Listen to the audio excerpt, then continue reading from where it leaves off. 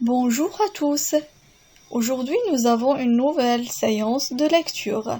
Prenez la page 204 de votre manuel coccinelle. Mon trésor et suivez avec moi.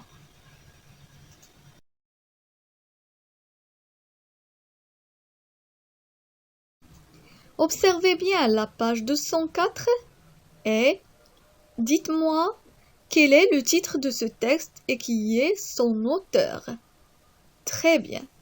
Le titre du texte est Mon trésor de l'auteur Brigitte H.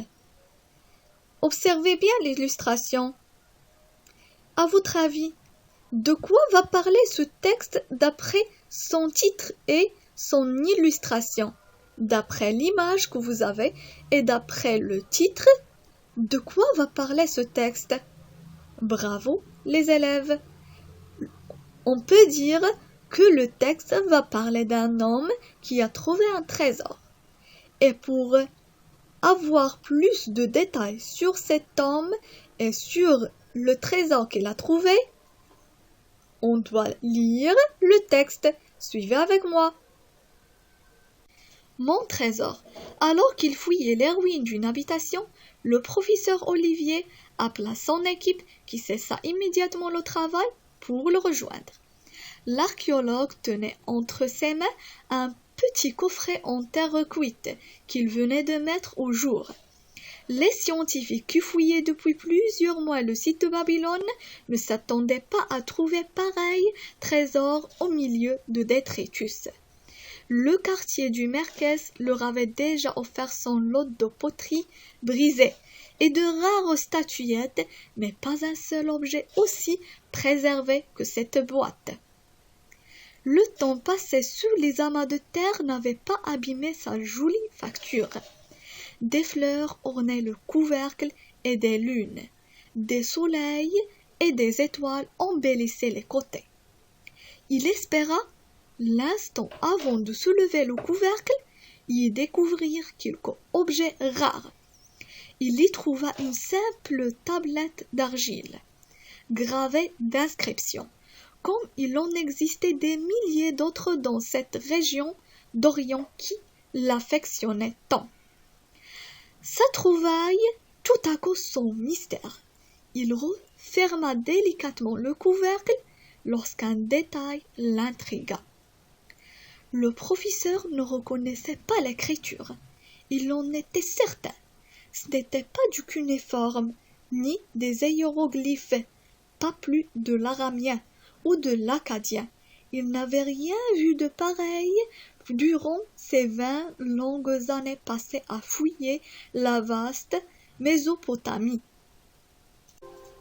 Après une longue pause où toute l'équipe put admirer la trouvaille, l'archéologue replaça la tablette d'argile dans son coffret qu'il emballa dans plusieurs couches de papier journal pour bien le protéger de la lumière et des chocs du transport.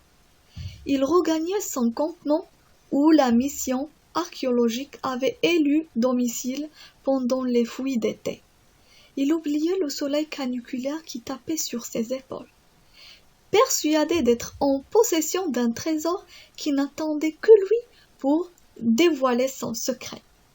Le professeur pensa longuement à l'âge que pouvait avoir sa découverte. Des examens de datation en laboratoire lui fourniraient bientôt la réponse. Au moins 2000 ans, pensa-t-il, avec l'habitude du professionnel. En attendant les quelques jours qui le séparaient de son prochain retour en France, il reprit son travail avec un enthousiasme renouvelé. Babylone était un rêve d'enfant, et d'aussi loin qu'il s'en souvienne, il avait voulu être archéologue. La recherche d'objets anciens lui donnait souvent la clé pour comprendre les hommes du temps passé, mais sa nouvelle découverte lui laissait sans réponse. Quelle était la signification de ce message? Après avoir bien lu le texte, dites-moi quand et où se déroulent les événements de ce texte. Bravo! Les événements de cette histoire se passent en été pendant les fouilles archéologiques sur le site archéologique de Babylone. Qui est le personnage principal dans ce texte et quel est son métier? Très bien. Le personnage principal est le professeur Olivier. C'est un archéologue. Que veut dire un archéologue? Bonne question, les élèves. Un archéologue est un spécialiste d'archéologie, c'est-à-dire la science qui étudie les vestiges matériels des civilisations du passé pour en reconstituer l'environnement, les techniques, l'économie et la société. Très bien. Dites-moi maintenant, que se passe-t-il? Bravo, le professeur Olivier découvre un coffret contenant une tablette d'argile gravée d'inscriptions dans une langue inconnue. Vous prenez maintenant vos cahiers noirs pour répondre à ces questions de compréhension.